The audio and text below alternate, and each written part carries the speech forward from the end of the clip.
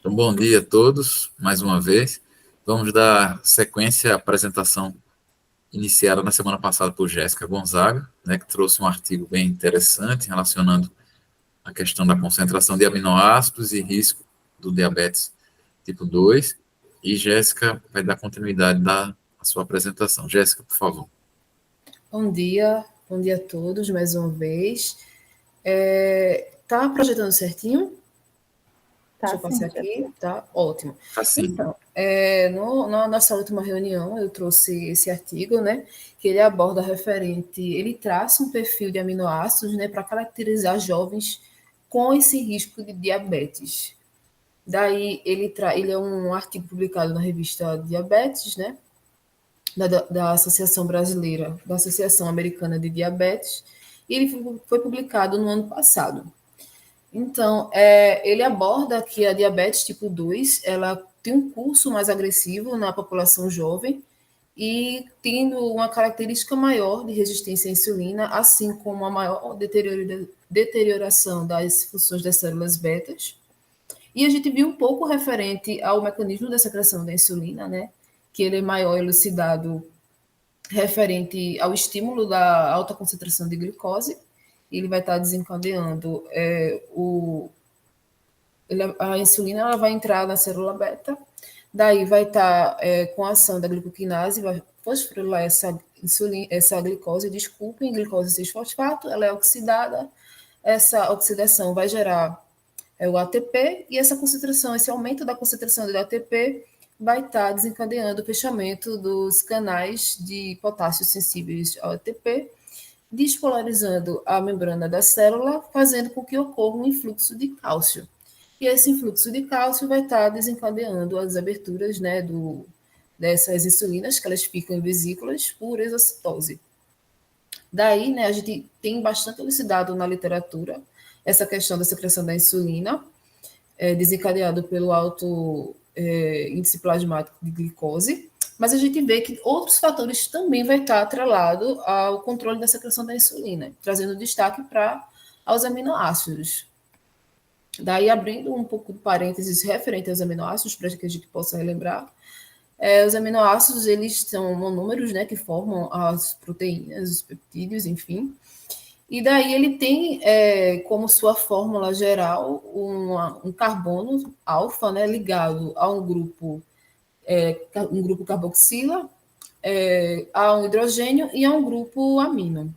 Isso é a conformação dos todos os aminoácidos em gerais, exceto da prolina, que ao invés de ele ter um grupo amina, ele tem um grupo imina, e também vai ter um grupo R, que a gente também chama de grupo R ou de cadeia lateral, que é o que vai diferir os aminoácidos entre si. Então, a gente tem 20 aminoácidos, eu trouxe aqui para vocês verem, a alanina, a ginina, a asparagina, o aspartato, o ácido aspartico, a cisteína, fenilalanina, glicina, glutamato, o ácido glutâmico, glutamina, histidina, isoleucina, leucina, licina, metionina, prolina, serina, tirosina, trionina, triptofano e a valina.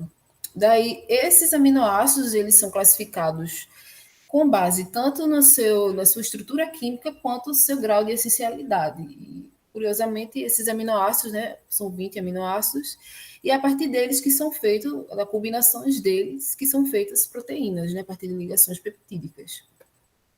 Então, daí, referente à classificação com base na estrutura, a gente vai ter aminoácidos apolares e aminoácidos polares.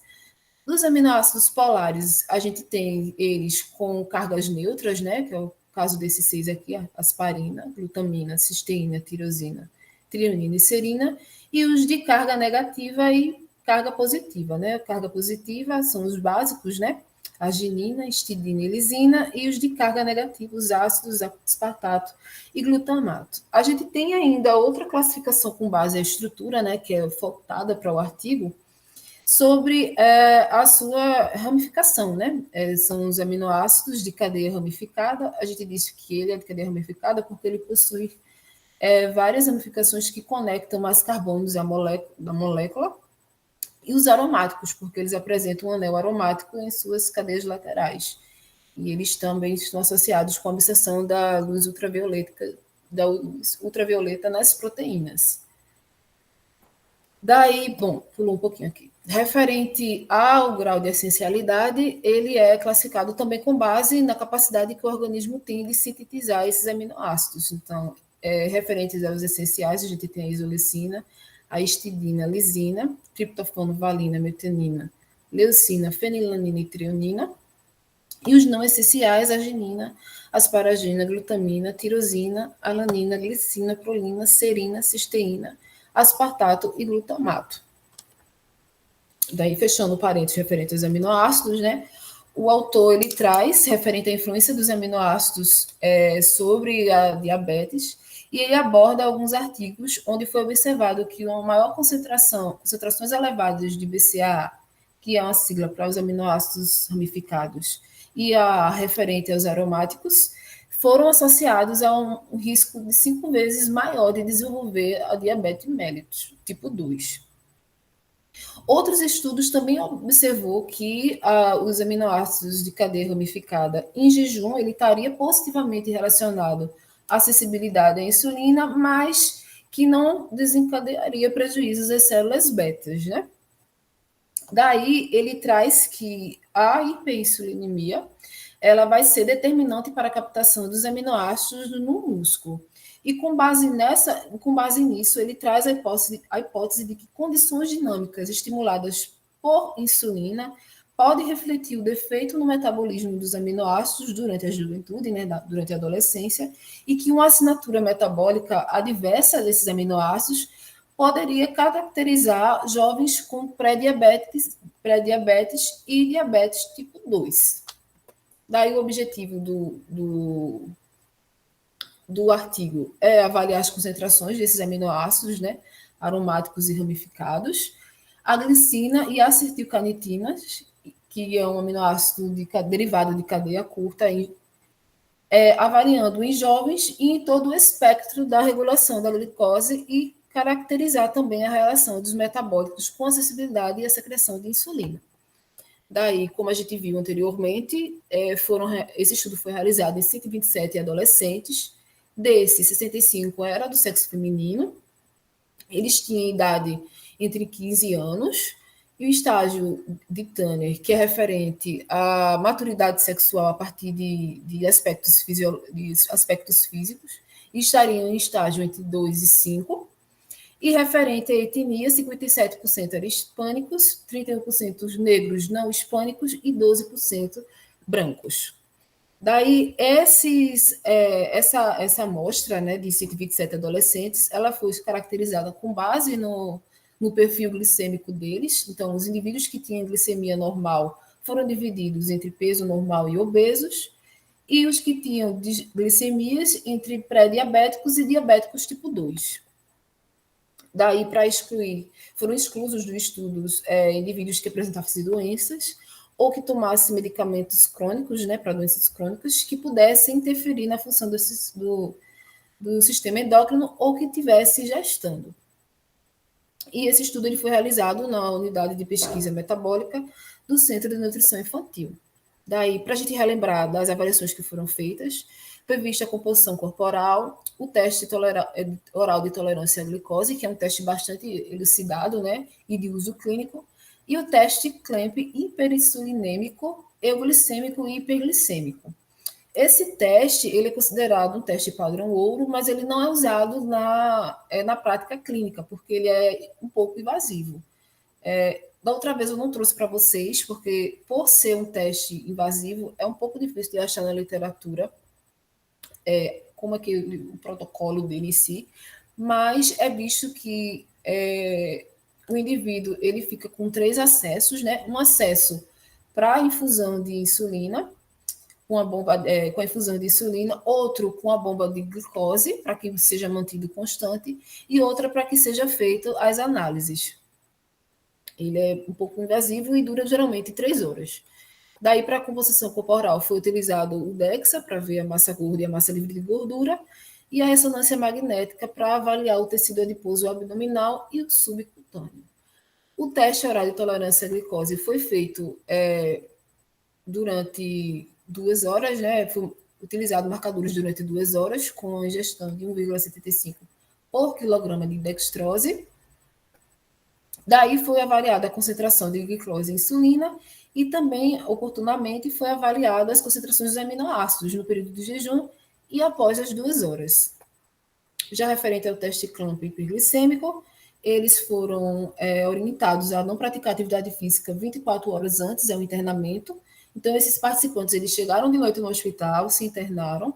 No outro dia, eles receberam dieta, né, para controle do peso, né, normocalórica, 55% de carboidratos, 30% de proteína e 15% de lipídios e gordura.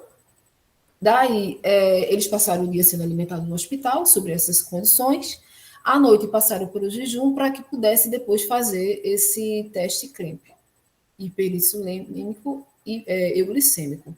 Daí, o teste ele é feito durante 3 horas, como eu tinha falado com vocês anteriormente. O indivíduo fica com 3 acessos. E o ponto-chave desse teste é o período do estado estacionário, onde vai haver um equilíbrio entre o equilíbrio da infusão de glicose e a captação muscular da glicose. Aí, quando ocorre esse estado estacionário, o teste ele é finalizado. Daí foram feitas as análises do produção basal de glicose hepática, a partir da glicose deuterada, e as concentrações de aminoácidos e o acetilcarnitinas, que é aquele aminoácido de cadeia curta que eu havia falado anteriormente.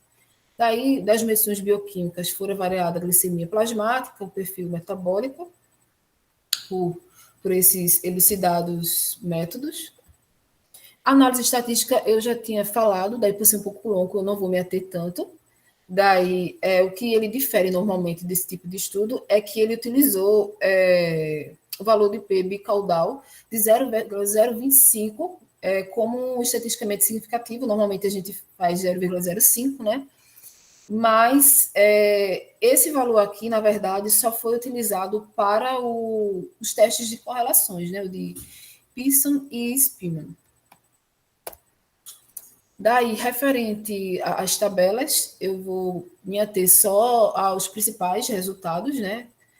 Referente, essa tabela 1, ela traz sobre as características físicas e metabólicas, referente à idade, sexo, etnia, o estágio de Turner, o IMC, por se tratar de adolescentes, eles trouxeram também os Z-score, a circunferência da cintura, a massa gorda, a massa livre de gordura, percentual de gordura corporal, tecido adiposo visceral e o subcutâneo. A idade, como eu já tinha falado para vocês, não houve diferenças significativas, né? Eles tiveram 15 anos, não teve muita oscilação. Referente ao sexo, a gente vê aqui que tem uma... Eita, deixa eu voltar. Uma proporção distinta, não sei se vocês conseguem ver a minha seta. Mas no grupo de indivíduos com peso normal, tem uma distribuição... Não é bem distribuído o sexo. Para isso, eles precisaram fazer algumas correções durante o estudo. Referente à composição corporal, né, como esperado, a gente viu que o IMC foi o maior em indivíduos obesos, pré-diabéticos e diabéticos tipo 2. Assim se segue também referente ao Z-score. O mesmo comportamento foi observado referente à circunferência da cintura, a massa gorda, a massa livre de gordura. O percentual de gordura corporal também foi elevado em indivíduos obesos, pré-diabéticos e diabéticos tipo 2, quando comparados à população de peso normal. E também foram observados valores maiores, médias maiores do tecido adiposo visceral e subcutâneo em indivíduos obesos, pré-diabéticos e diabéticos tipo 2, quando comparado à população de peso normal. Essa tabela é uma continuação da anterior, mas ela se atém às características metabólicas. Daí a gente tem aqui a hemoglobina glicada, né, o percentual da hemoglobina glicada, onde a gente observa que indivíduos pré-diabéticos e indivíduos diabéticos apresentam percentual elevado quando comparado ao grupo, o grupo de peso normal e também aos obesos. A adiponectina, que ela está atrelada à obesidade e à diabetes, a gente observa que elas foram menores em indivíduos obesos, indivíduos obesos, pré-diabéticos e diabéticos, quando comparados à de peso normal. Referente à produção hepática de glicose, a gente observa que a produção hepática de glicose foram menores em indivíduos diabéticos, pré-diabéticos, e obesos, quando comparado ao de peso normal. O mesmo foi também observado a sensibilidade hepática à insulina, né? Que foi também, os valores também foram diminuídos em indivíduos que apresentam diabetes, pré-diabéticos e obesos. Ainda a gente também observa outra correlação entre indivíduos obesos e indivíduos, correlação não, desculpe, diferenças estatísticas referente ao grupo obeso e o grupo de diabéticos. Referente à já acessibilidade periférica, a gente observa que também obtiveram concentrações menores em indivíduos diabéticos, pré-diabéticos e indivíduos obesos, quando comparado ao do peso normal, e ainda assim, quando comparado ao peso normal, e a taxa de depuração metabólica da insulina também foram, a gente só consegue observar que foi diferente entre indivíduos pré-diabéticos e indivíduos de peso normal. Não teve diferenças referente a diabéticos e o de peso normal, para a taxa de depuração metabólica da insulina. A referente à insulina de primeira fase, a gente observa que tiveram valores menores em indivíduos diabéticos, quando comparados tanto ao grupo pré-diabéticos, quanto comparados ao de peso normal, e também quando comparados, não só foram essas diferenças significativas mesmo. Já referente ao índice de disposição, a gente observa que tiveram concentrações menores em indivíduos diabéticos, em indivíduos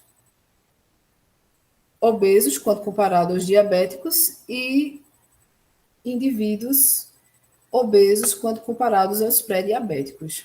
A gente vê aqui que as concentrações foram menores na população de diabéticos e pré-diabéticos. E isso é significativamente observado na estatística. Nesse mapa, essa figura suplementar é um mapa de calor que aborda o perfil de aminoácidos em jovens com diabetes tipo 2 e pré-diabéticos, quando comparado a indivíduos do grupo controle, que são os do grupo obeso e de peso normal. Então, aqui, a categorização por cores, a gente tem cinza para indivíduos de peso normal, verde para obesos, amarelo para pré-diabéticos e laranja para diabéticos tipo 2. E também a distribuição de sexo, onde o rosa foi adotado para o sexo feminino e azul para o sexo masculino. Cada linha dessa, ela representa um indivíduo, tá? Daí, ela é referente à avaliação dos parâmetros dos aminoácidos, né, durante 2 testes, né, o teste oral de tolerância à glicose e durante o teste CLAMP. Durante o teste oral de tolerância à glicose, tem dados desses aminoácidos durante o período de jejum e após 2 horas. E para o teste o CLAMP, né, hiperinsulinêmico e glicêmico, tem tanto em jejum quanto na fase estacionária, aquela fase que eu havia explicado a vocês, do equilíbrio entre a infusão de glicose e a captação muscular. Daí, vocês podem ver aqui que existe uma intensidade, né, uma escala de cores, onde quanto mais vermelho, existe uma maior intensidade, e o azul existe uma menor intensidade. Então, aqui vocês podem ver que existe uma maior concentração, uma maior intensidade de tons avermelhados, né? Que é justamente destinado àqueles grupos de indivíduos pré-diabéticos, ó, tá vendo aqui em amarelo, indivíduos diabéticos, pré-diabéticos, e ainda a gente consegue observar indivíduos obesos. A gente pode ver aqui, traçando, a gente viu uma maior concentração uma maior intensidade desses aminoácidos nessa população.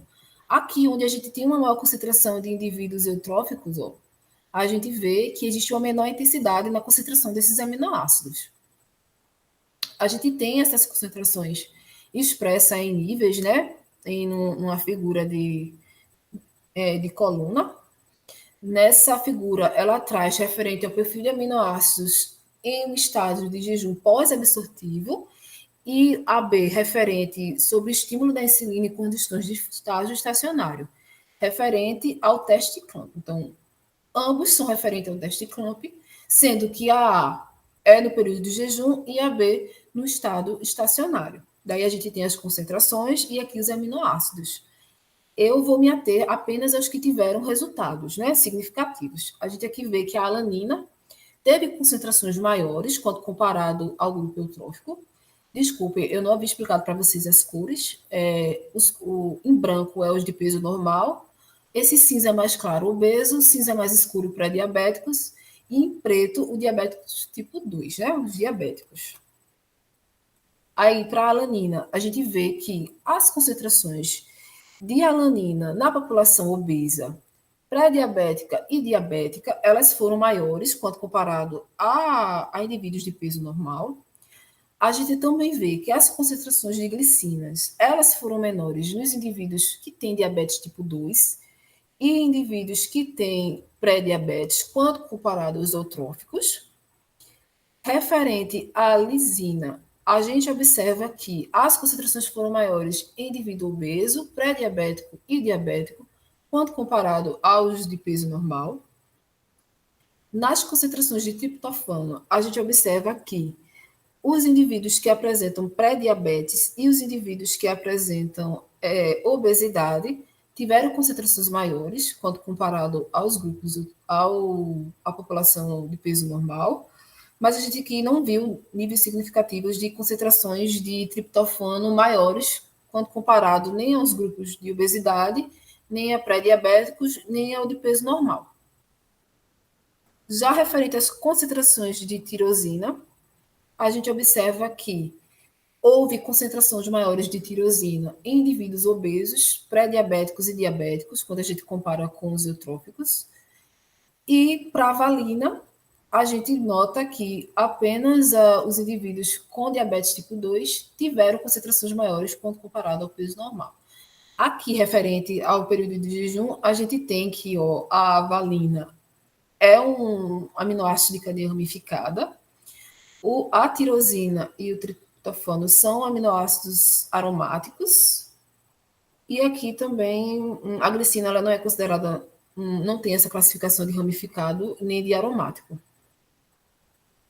Já referente ao estágio estacionário das concentrações de aminoácidos, a gente observa que a glicina teve concentrações menores em indivíduos diabéticos, pré-diabéticos e obesos, quando comparados aos eutróficos.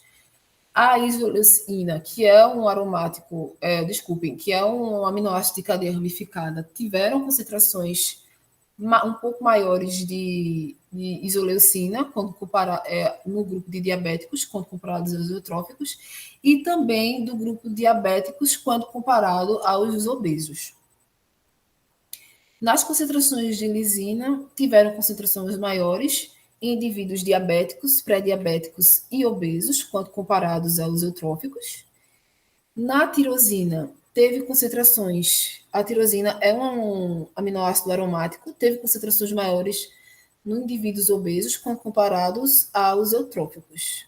O mesmo foi observado para a valina, que é um aminoácido de cadeia ramificada.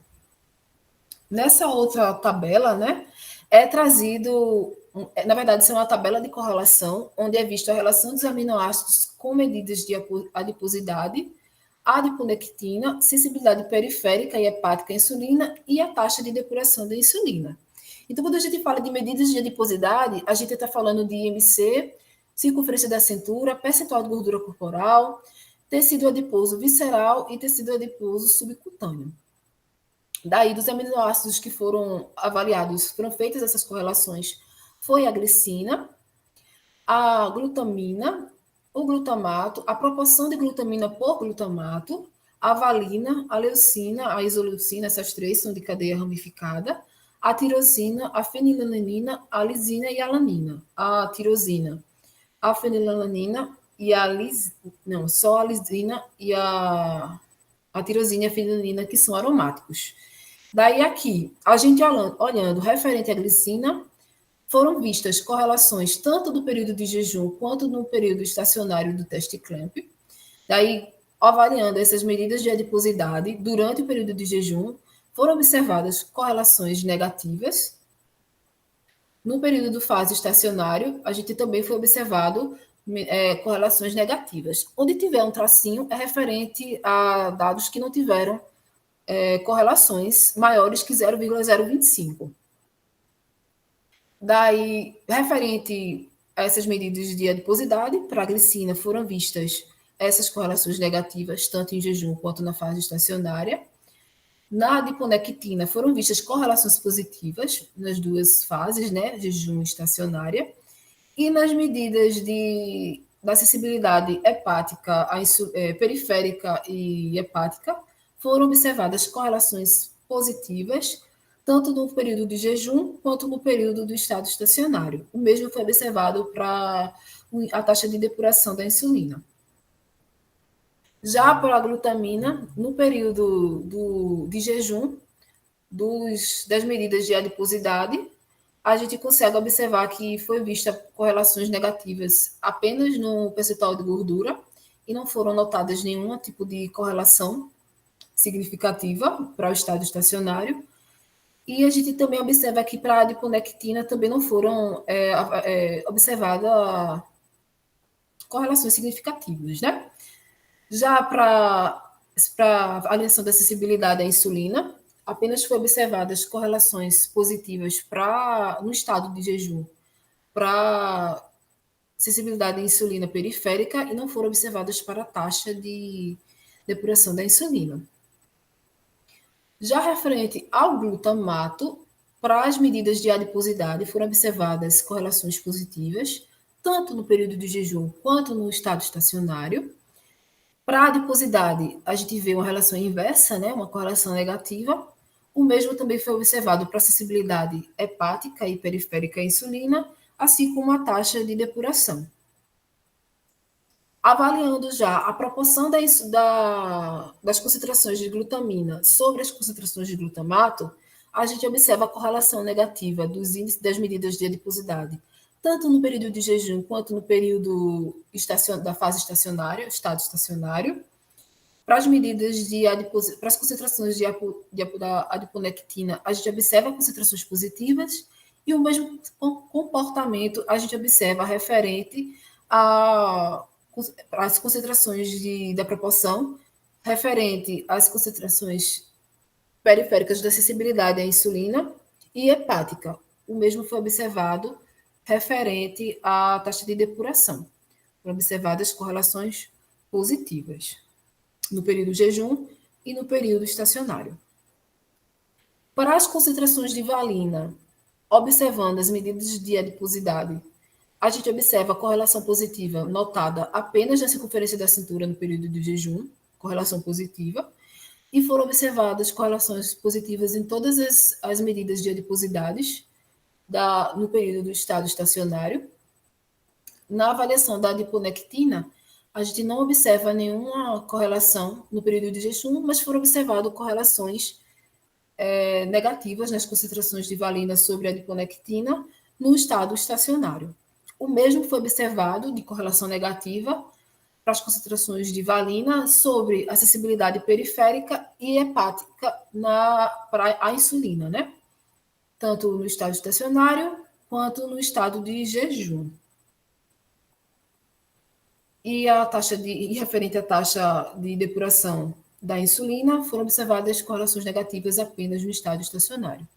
Já observando para a leucina, nos marcadores de adiposidade, as medidas de adiposidade, a gente não observa em nenhum deles correlações, mas a gente vê no estado estacionário correlações positivas, exceto para o percentual de gordura corporal, que não foram observadas. E para o tecido adiposo subcutâneo. Já referente à adiponectina, a correlação da adiponectina com a leucina, eita, pulsou aqui para a leucina, foi observada apenas correlações negativas no período estado estacionário. Para as correlações de sensibilidade hepática periférica e hepática, a gente observa concentrações negativas no período do estágio estacionário. O mesmo foi observado para a taxa de depuração da insulina. Já no período de jejum, não foram observadas correlações referentes à leucina. Já a isoleucina, a gente observa correlações positivas no período estacionário de algumas medidas de adiposidade, como foi o caso do IMC, da circunferência da cintura e do tecido adiposo visceral. Também, o mesmo foi observado, não, só foi observado, a minha vista está péssima, desculpem, referente também ao estado estacionário. Referente às medidas de adiponectina, a gente observa correlação negativa no estado estacionário. E referente à acessibilidade periférica e hepática, foram observadas correlações negativas, tanto para as duas sensibilidades, como a taxa de depuração à insulina.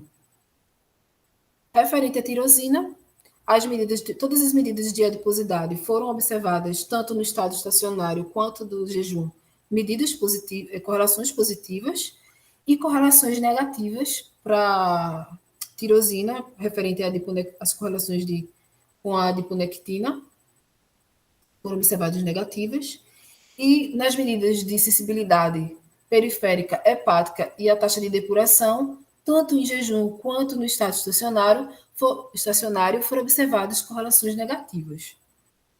Referente à felinanina, a gente observa que em jejum nenhuma medida foi observada, correlação, foram apenas observadas correlações no estado estacionário, que para as medidas de adiposidade foram vistas correlações positivas, não foi vista correlação referente à adiponectina e correlações negativas referente às sensibilidades hepáticas e periféricas à insulina e à taxa de depuração.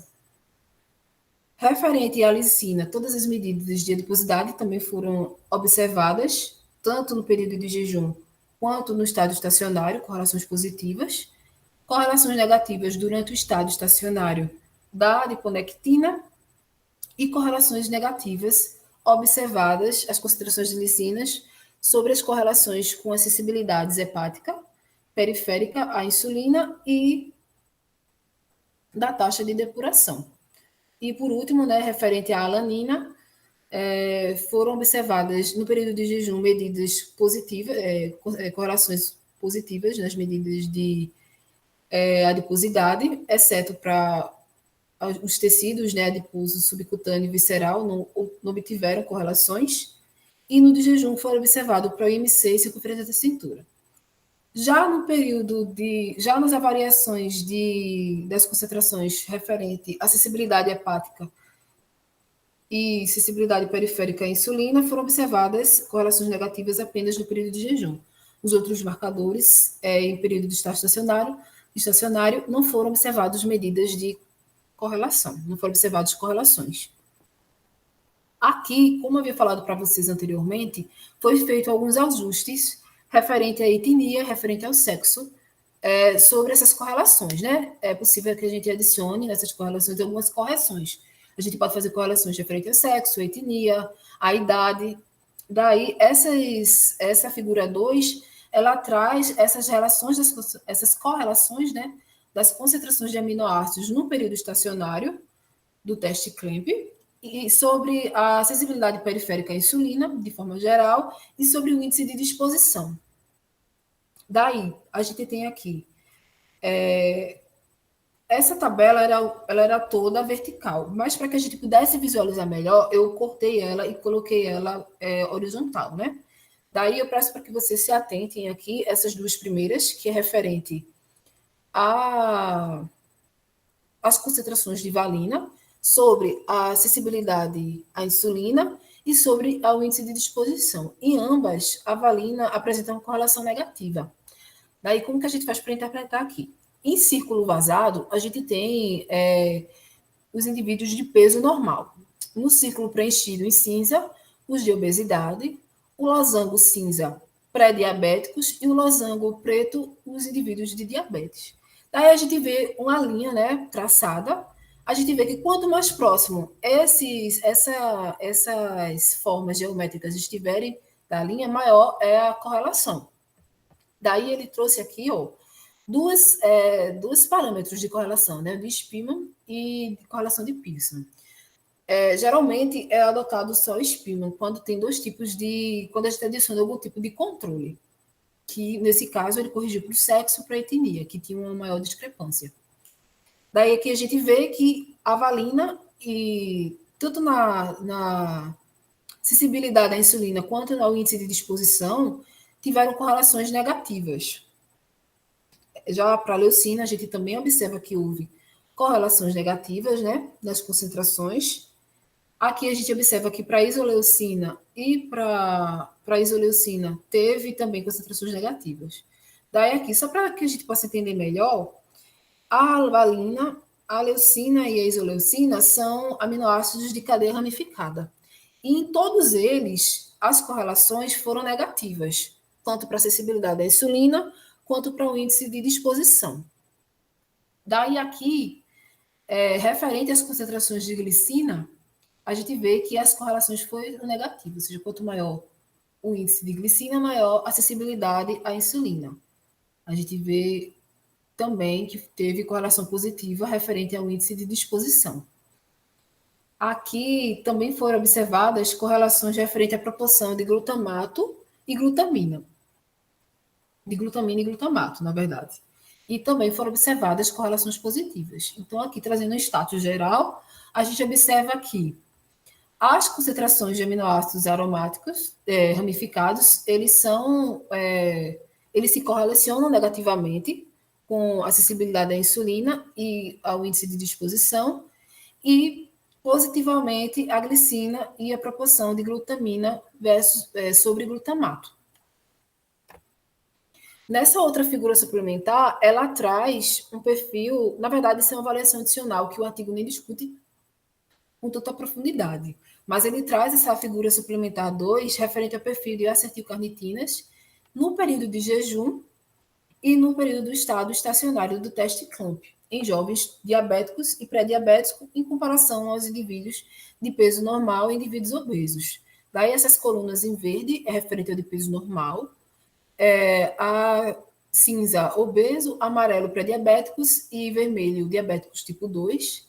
Daí aqui, avaliando as concentrações de C3-CN, que é o marcador lá das acetilcarnitinas, a gente observa que no período do estado estacionário teve concentrações maiores aqui, dos pré-diabéticos, quando comparados ao de peso normal, e também dos pré-diabéticos, quando comparados aos diabéticos.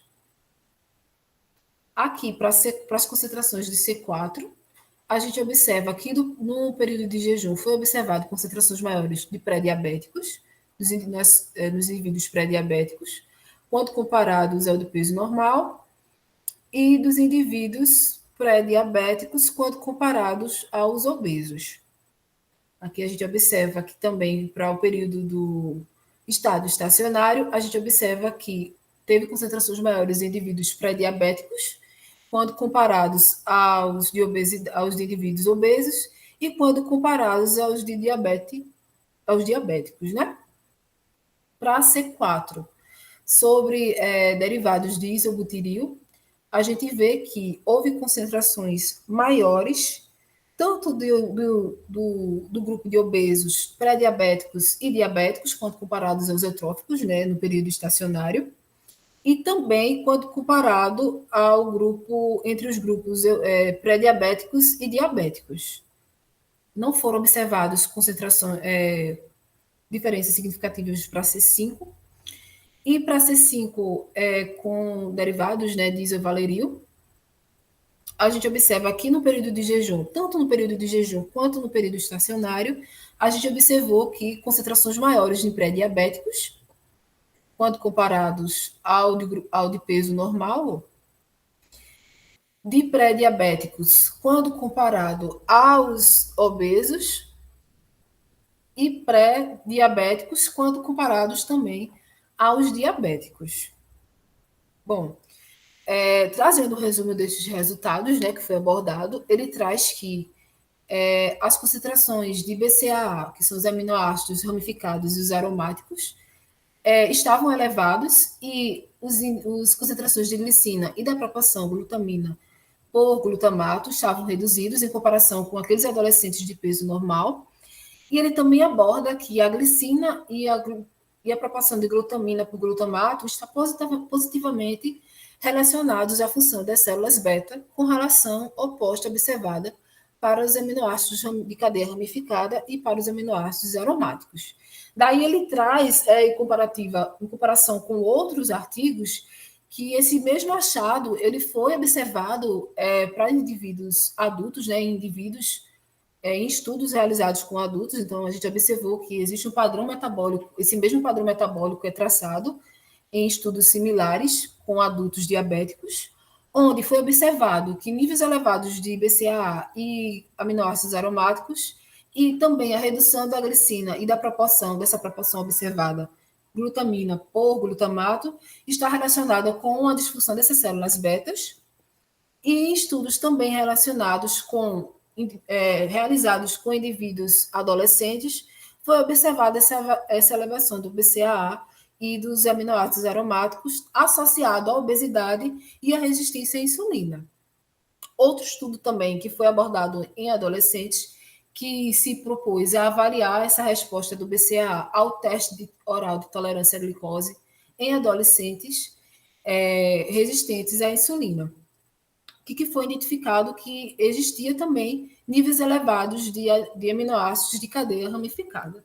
E ele traz que esse comprometimento, esses achados, eles podem estar atrelados ao comprometimento da atividade antiproteolítica decorrente da resistência à insulina, assim como essa elevação crônica de aminoácidos na circulação está associado à resistência à insulina através da interrupção da sinalização da insulina no músculo esquelético.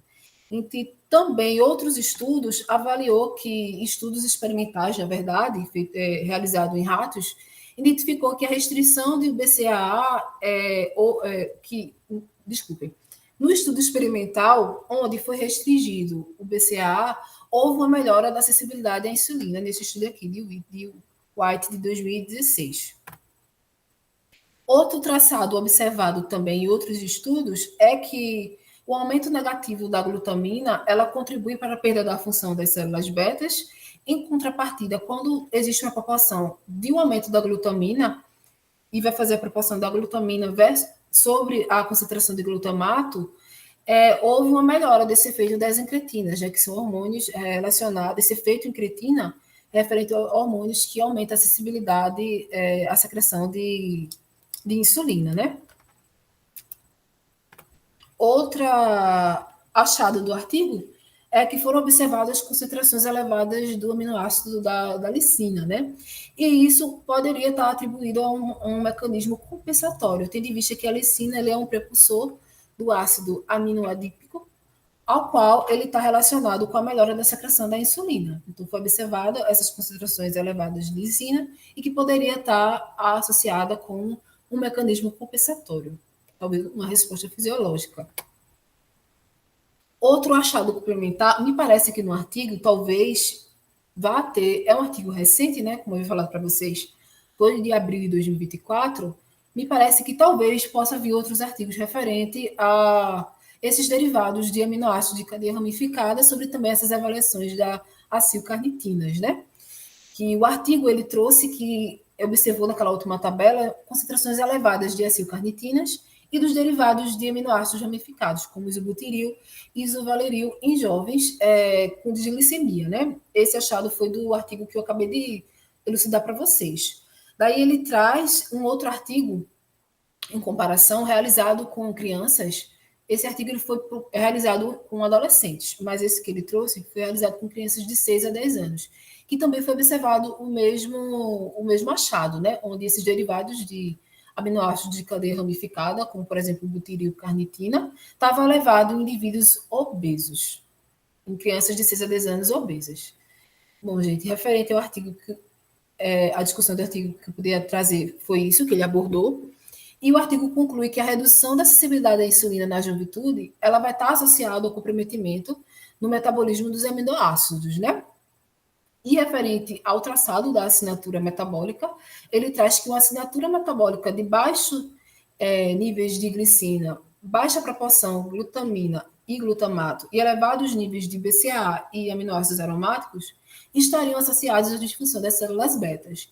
E ele traz que isso é um achado importante, tendo em vista que ele foi avaliado em um teste considerado padrão ouro, né, na prática, e que não é utilizado na prática clínica, e que seria necessário que tivesse mais estudos longitudinais de intervenção com adolescentes, para que fosse melhor necessário verificar essas tais descobertas.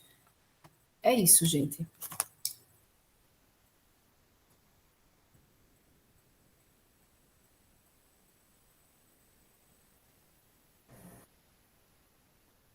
Obrigado, Jéssica, pela apresentação, muito boa. Acho que ficou legal, assim, que dividir em duas partes, aí deu para entender, facilitou o entendimento do conteúdo em si, né? Porque como é um artigo denso, né, e traz muitas informações. E aí a gente abre já para discussão, porque eu acho que só para não refletir. eu acho que não precisa, não. Se alguém precisar, aí pede na hora. Né? As tuas impressões eu queria ouvir, né? Você como nutricionista, com relação a essa parte, né? Que você viu, o que é que surpreendeu mais, o que achou assim, mais interessante, e aí depois a gente abre para comentário dos colegas. Eu acho que traçar é interessante, né? Ele traça esse perfil de aminoácidos, né? Referente, principalmente esses de cadeia ramificada, mas eu acho que também fica um pouco confuso se fosse trazer para a prática, né? Porque daí, veja, é uma população de adolescentes. Daí, diabéticos praticantes de atividades físicas, por exemplo, suplementados com BCAA, será que repercutiria? Como que repercutiria esse perfil de aminoácidos? Daí eu acho que teria que aprofundar um pouquinho mais para ver como que se comporta. Uma dúvida que surgiu com relação aos pré-diabéticos e diabéticos, eles eram tratados ou não tratados? Eram tratados. Os diabéticos Durante o eram experimento, tratados. durante o Não, durante o experimento experimento, mantinham não. Durante o experimento, eles eram internados, sem né, para pegar o tratamento. controle, mas eles ficavam sem a medicação. E depois Ah, retomavam a tá, medicação. entendi. Então, ótimo. Então, a gente pode abrir para perguntas. Eu acho que Eliantes levantou a mão já. Eliantes, por favor. Então, professor, primeiro, parabéns à Jéssica pela apresentação, muito interessante mesmo. E, na verdade, é só realmente complementando esse ponto que Jéssica trouxe, né? É um artigo muito legal, ele traz muita informação, mas também abre vários parênteses, né? Por exemplo, eu não sei, né? Na verdade, ia perguntar a Jéssica se o estudo ele foi feito, ele avaliou o nível de atividade de física das pessoas, porque quando a gente avalia, por exemplo, eu teve um ponto que eu até coloquei aqui, que o uso dos aminoácidos essenciais ele pode ser um fator que pode modificar as células beta pancreáticas, né? Tá, mas será que esse realmente, né, é o consumo que gera ou será que esse aumento dos níveis desses aminoácidos são reflexo da falta de atividade física? Então a gente sabe que quanto mais ativo o paciente a gente tem um maior aporte, né? A gente usa mais esses aminoácidos essenciais para a síntese proteica, para a formação como um todo. E logicamente, quando o paciente ele deixa de fazer, né, atividade física, necessariamente a gente vai ter um aumento, não só, né, dos níveis de glicose, mas também dos aminoácidos. Então, será que o efeito desse aumento foi graças a foi realmente o aumento dos aminoácidos que gerou essas condições ou foi o inverso? Então, eu acho que também poderia ter colocado no artigo, né, o nível de atividade física, se os indivíduos eles de fato foram, né, ativos, se não foram ativos, porque isso vai também trazer, né, uma discussão maior. E eu acho que isso inclusive abre, né, um outro nível de estudo. E se a gente fizer com indivíduos, por exemplo, que são diabéticos treinados, como seria os níveis desses aminoácidos essenciais, por exemplo. Então, eu acho o artigo muito legal, trouxe uma qualidade muito boa, mas ele abre realmente vários parênteses, sabe? Principalmente na prática clínica. A gente, como nutricionista, a gente sabe. Sim, sim. Trazendo o primeiro ponto que você abordou, ele não elucida se eles são praticantes de atividade física. Para fazer o teste, ele pede, né, principalmente o CLAMP, né, ele pede que os indivíduos eles se abstenham de atividade física por 24 horas antes da internação. Daí, sobre esse pool, né, o pool de aminoácidos, de fato, para atividade física, ele provavelmente vai ser diferente, mas daí eu acho que ele esqueceu, não é que ele esqueceu, acho que ele poderia trazer um pouco referente do aspecto fisiológico, né? A gente sabe que a secreção lá da insulina, ela vai ser afetada pela concentração de aminoácidos, mas tem uma outra problemática, né? Já que o indivíduo ele tem uma resistência à insulina, vai estar prejudicando o metabolismo de aminoácidos. E acho que isso também deveria ter sido um pouco levado em consideração, porque tendo em vista que ele vai prejudicar, digamos que está lá, o indivíduo tem resistência à insulina, a resistência à insulina vai comprometer o metabolismo de aminoácidos, né? Tendo em vista que ele participa do metabolismo de aminoácidos, tendo em vista, uma vez ele disponibilizando glicose, vai estar diminuindo as vias, né, de catálise, né, dos aminoácidos, dos ácidos graxos, e eles não serão utilizados, né, como fontes de energia. Daí, eu acho que deveria ter sido considerado se esse pool de aminoácidos de concentração é referente à resistência à insulina, como saldo da resistência à insulina, ou se é referente aos seus aminoácidos que está estimulando a concentração de insulina. Teria que ver melhor esse status, o que é que está, né? Ou pode ser também uma relação, uma via de mão duplas, né? Tendo em vista que está a resistência à insulina, dificulta a síntese de aminoácidos, dificultando a síntese de aminoácidos, a gente vai ter mais aminoácidos, uma maior concentração de aminoácidos no plasma, né, na circulação, e esse aumento da concentração de aminoácidos vai estar aumentando a secreção de insulina pelas células betas. Tendo em vista que a secreção ela continua, né? A gente tem a resistência à insulina nos tecidos alvos, né? Nas células alvos, não na secreção das células betas. Aí são pontos que deveria estar sendo considerado no artigo. Fica um pouco... Talvez poderia estar elucidado melhor. Uma coisa que eu fiquei curioso, na verdade, imaginei logo, é a suplementação proteica, né, de aminoácidos, que é feita de uma forma, de certa forma, às vezes até indiscriminada, se isso pode induzir ou favorecer uma hiperinsulinemia, o que vai favorecer, como tem alguns trabalhos que ele até citou, você citou também, e isso favorecendo essa hiperinsulinemia, isso vai levar ou favorecer uma resistência à insulina, né? Sim. Independente de qualquer coisa, isso aí parece que ficou claro nos estudos anteriores, já tinham trabalhos que mostram isso. E aí tem alguns aminoácidos que têm uma característica mais intensa sobre isso, que aí você comentou, alguns BCAA e alguns aromáticos, né?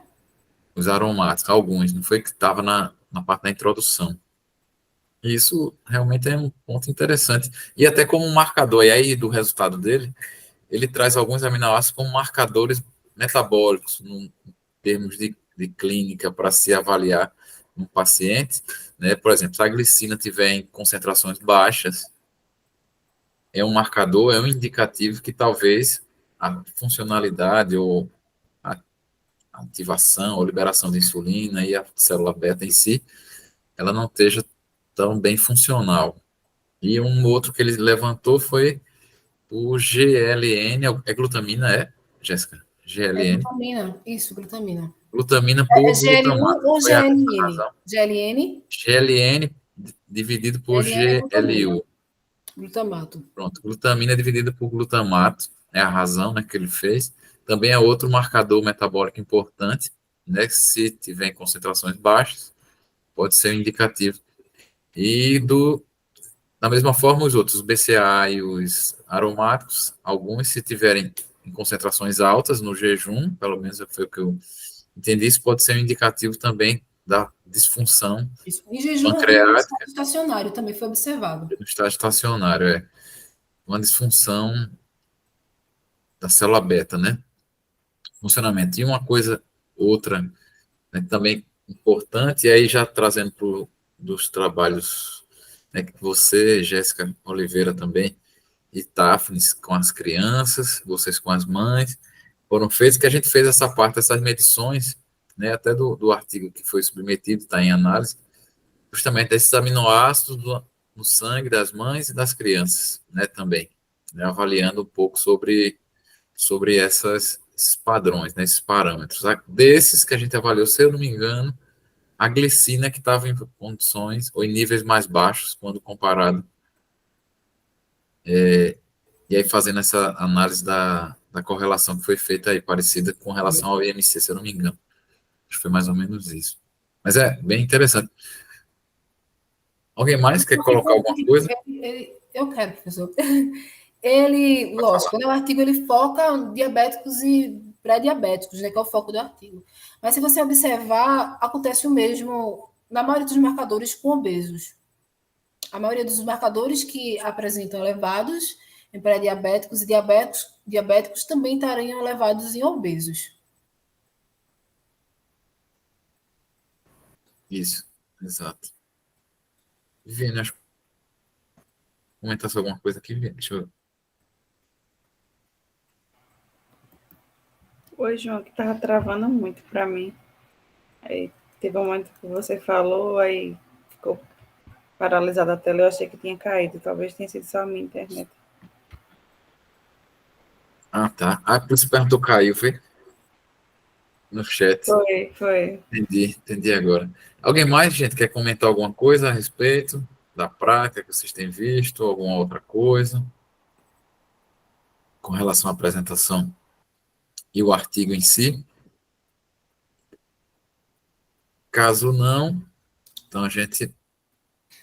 Quer falar, Jéssica? Pode falar, Jéssica. Sim, na metodologia, eu estava até discutindo com a Elionai lá acho que foi essa semana, né?